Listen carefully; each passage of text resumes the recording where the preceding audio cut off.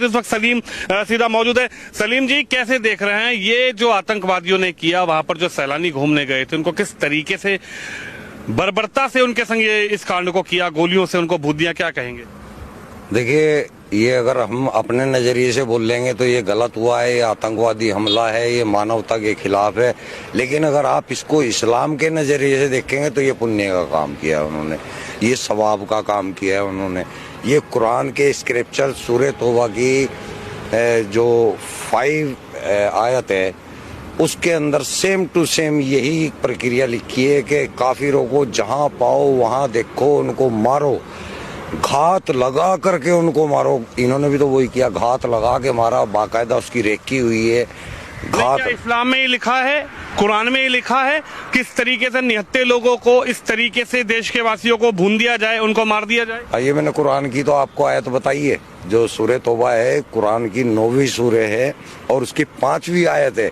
वहां पे ये लिखा हुआ है, सेम इसी तरह बर्बर तरीके से मारने का लिखा हुआ है। सेम ये लिखा हुआ है कि उनको मारो, जब तक मारो जब तक कि वो ला इलाहा इल्लल्लाह कलमा ना पढ़ ले या जजिया देना कबूल ना कर ले, तब तक मारो। यानी कि पूरे हिंदुस्तान के हिंदुओं का यही हसर होना है इस्लाम के अनुसार। इस्लाम के अंदर अल तकिया नाम की चीज होती है, आपने सुना होगा अल तकिया।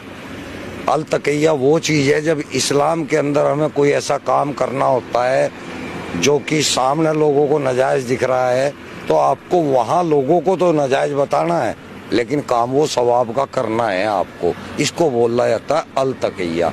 तो ये अल तकिया करते हैं, जो कहते हैं ना हिंदू मुस्लिम भाईचारा, ये अल तकिया है, ये कुरान के अंदर है, हदीसों के अंदर है। मुसलमानों को तो, मैं इंडिया के मुसलमानों की बात कर रहा, बाहर के नहीं।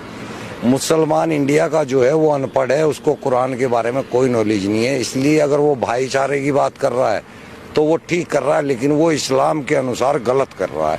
इस्लाम के अंदर कोई भाईचारा इस टाइप का नहीं है। इस्लाम के अंदर केवल मुस्लिम मुस्लिम भाईचारा है, हिंदू मुस्लिम भाईचारा कोई नहीं है।